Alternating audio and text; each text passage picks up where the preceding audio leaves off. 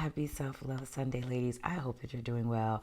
I hope that your journeys are going well. Over the last couple of weeks, we have been talking about the steps to self love.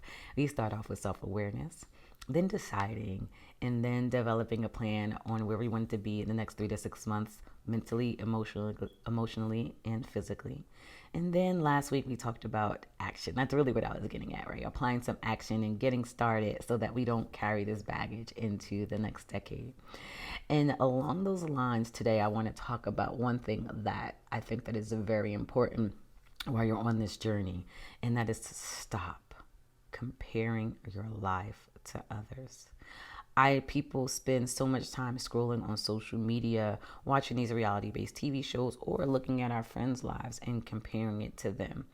And whether it's their body, their hair, their lifestyle, or we see these celebrity couples and we're like, oh, hashtag goal. And truthfully, the only goal you should be following is the path that was laid for you. We are very different individuals. We have our own paths to go down. And most times, if you knew what they had to struggle, sacrifice, and what they're truly living with, you wouldn't really want their lives anyway. And don't get me wrong, it is okay to admire and respect someone else's life. Because I'm telling you, I am that girl. I will see a woman and I'm like, oh my God, she's beautiful. She's bad. Oh, I love that. I love her outfit, right? Or I'll see a couple and I'm like, oh my God, that's beautiful. But I don't say that they're my goal. Because truthfully, the goals that I have set for my life, it's very different. I don't want someone else's life. Here's another prime example. My parents, they've been together well over 46 years. And I think that is beautiful and I love that, right? I respect that. I respect what they had to go through to stay together. However, that is not my goal, right? Because the love that I know is about to come into my life, let me tell you something. In my head, I'm like, listen, other people are the ones who sit back and compare. They're going to be like, okay, I want them to be my goals. All right? That's the way we should be thinking about this. You shouldn't be looking at their lives saying you should be like, no, because the way I'm about to love myself, the way I'm about to work on this plan, the way I'm about to heal, people are going to be like, oh, I want goals, right? That's the way you should be looking at this. That's why I always advise women to start pushing back while you're working, pushing back from social media, pushing back from reality-based TV. And I understand that because it is truly an addiction and people don't want to say that. Let me take your phone from you for a day. You probably lose your mind or go find a computer so you can go look at it, right? If we're being honest today. But I always say, start to wean yourself back from social media. And the time that you would spend scrolling, I want you to spend that time focused on you, listening to something positive, reading, writing out goals, writing in your journal. Spend that time with you or just doing something that you love to do. We have to stop looking into other people's lives and guesstimating what's happening because you have no clue. I can't even tell you the countless amount of people that I know that get up every morning and they're freaking beautiful. And when you see them, you be like, damn, bad, nicest clothes, nicest car, nicest house, and they are miserable. And you have no clue in your study, like, oh, our goals. What? Even couples. I know lots of couples. Hell, I used to be one of those kind of couples when people look like, oh my God, right? You had no clue what the hell's going on in my house. I wasn't happy. I know couples that walk out every day and look bad as hell, and behind closed doors is domestic violence, and there's bruises, and there's screaming and yelling, it's toxicity. Stop screaming goals, because 9 times out of 10, you're so busy comparing your life and asking and putting out into the universal law that's what you want, and that's probably why you're miserable right now. And I don't want to say miserable, but like not mentally, physically, and emotionally in the place that you need to be, because you're down on yourself thinking you want something else and you have no idea what those people are going through. And I'm going to say this too for those women who are coming out of a divorce or a breakup. Stop wishing bad on that person. Stop trying to dish out or mentally dish out whatever punishment you feel that person deserves. Because what's happening is you're so busy sunk in that place thinking that they shouldn't have this, or they shouldn't be happy, or they shouldn't have moved on, or they're still with the woman that they cheated with and they look so happy, that you are miserable comparing and looking at their lives. Let me tell you something. None of us can escape universal law.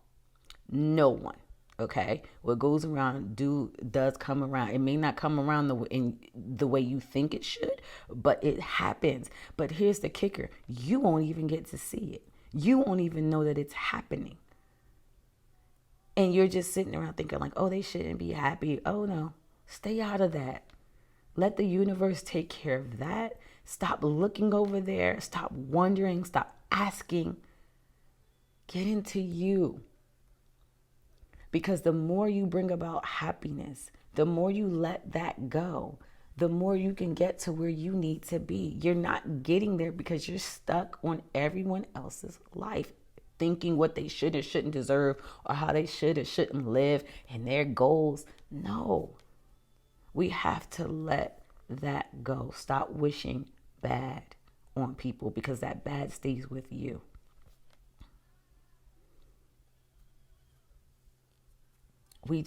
If I could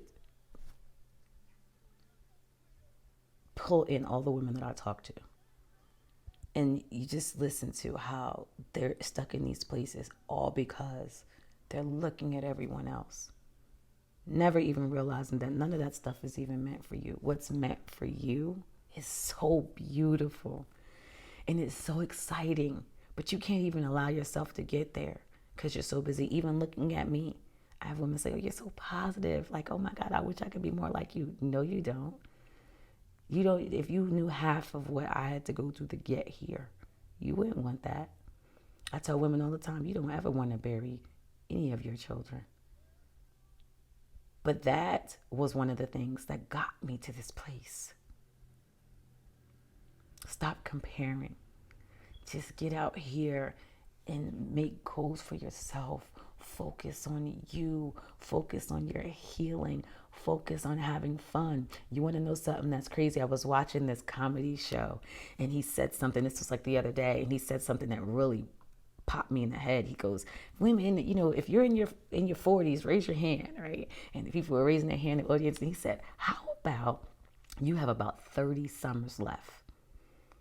And I'm like, wait, what? Right? Like, you have to stop and think about it. Truthfully, if we're blessed, you may have 30 summers left. 30. That's it. That's not a lot of summers. And hell, if you're in your 50s, maybe 20. And you mean to tell me you're going to let another summer come and you're comparing your life to somebody else? You're living in misery. You're sad all the time. You're not loving yourself. You're not creating boundaries. You're not out here living life to its fullest, stepping into your purpose and your passion and taking action. You're going to spend another summer upset and sad that your life didn't work out with your ex-husband. Like, are we serious? Baby girl, get up. Let's do this. If you're anywhere near my age, 25 summers, honey, we don't have time. And that's if we're blessed enough to get there. So let's do this. Let's keep working on our healing. Let's be some more self-aware. Let's decide that we are going to love ourselves by any means righteous necessarily. Let's develop that plan of where we want to be mentally, emotionally, and physically within the next 3 to 6 months. Let's take action now so that we don't drag some of that stuff into the next decade. Let's stop comparing our lives, spend a little bit less time on social media and reality TV and looking at your friends' lives, and let's focus on us so that we can have the life that we so desperately want and you deserve. I love you for listening today. I hope that you have a beautiful rest of the day and the week. I will talk to you next week. 20, 25, 30 summers. We don't have time for the bullshit. Happy Self-Love Sunday, ladies.